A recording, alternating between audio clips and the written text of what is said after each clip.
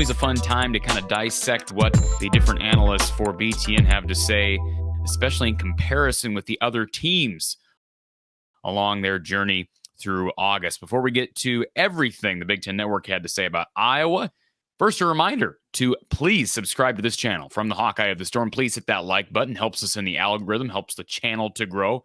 If you or someone you know wants to sponsor our show, including our football post-game show with Coach Don Patterson, please reach out. Please reach out through Twitter, Facebook.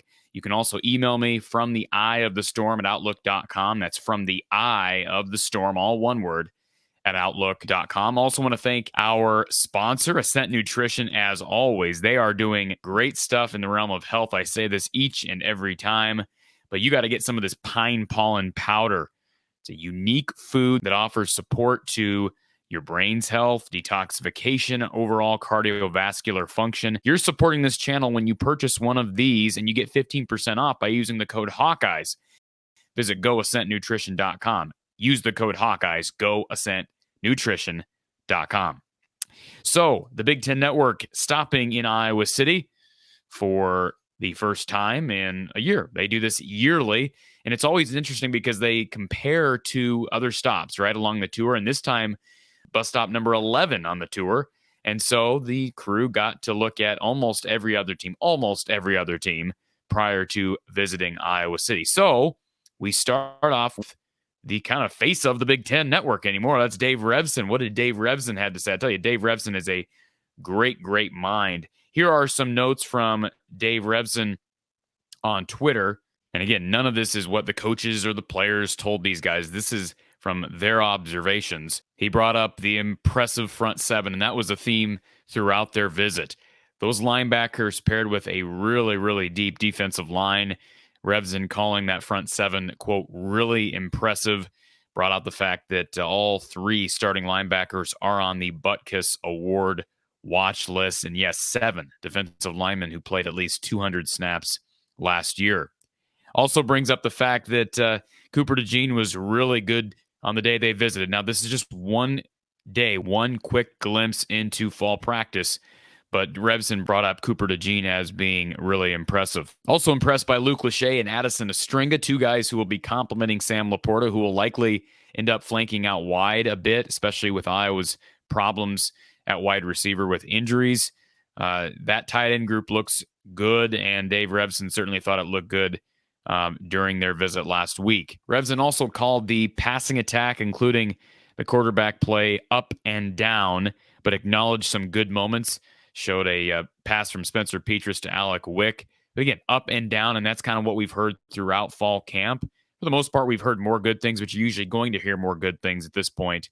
But still, inconsistencies, the common report out of fall practice. Revsine also brought out the defense in general being outstanding. It was interesting. We'll get to this in a little bit, but Jerry DiNardo did make a point of saying that the one part of that defense that maybe still has a step to take is perhaps the secondary, the back end of the defense. But Revsine bringing out the fact that they do return Big Ten Defensive Back of the Year in Riley Moss, and they were really good. The entire defense was really good while the Big Ten Network was there.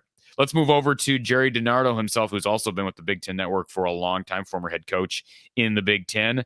DiNardo brought up the fact that Kirk Ferentz was not tipping his hat to the play callers during this live team period, which he thought was kind of unique. And you can listen to Jerry DiNardo. He did talk about this on camera on Big Ten Network, and kind of just talked about how interesting it was to see Brian and Phil react and the intensity of those team periods. This is a direct quote from Jerry DiNardo. They still have to figure out the back end. That's interesting. Now, he was sort of reporting back from what Phil Parker told him, but again, he brought up the depth of the front 7, especially the front 4. We know the 3 linebackers are terrific, but the depth on that line, the defensive line, is going to be tremendous. But the back end still maybe some work to do. I would say that's the weakest of the 3 units if you do look at it as 3 levels, which they are. Here's another quote from DiNardo. Until they get a pass game, it's going to be difficult to move the ball against the best defenses. To go along with that quote, a tweet from Jerry DiNardo, quote, looks like what is predicted. Strong defense, a run game that will develop during camp and continue to develop during the season. and an offense that needs major improvement in the pass game. Now, is DiNardo reacting to what he saw or simply reporting based upon what he saw last year and the need for improvement? Did he see improvement? It doesn't appear. I mean, he certainly didn't tip his hat to any significant improvement that he observed during this one day. He also brought up the fact that, Iowa was playing in helmets and shoulder pads, no full pads, though. So this was a bit condensed for a Big Ten Network's practice stop. So they're not really able to completely evaluate both sides of the ball like you would maybe at a typical stop where teams are in full pads. But the passing game and the back seven still with work to do, according to DiNardo. Howard Griffith never really says a whole lot.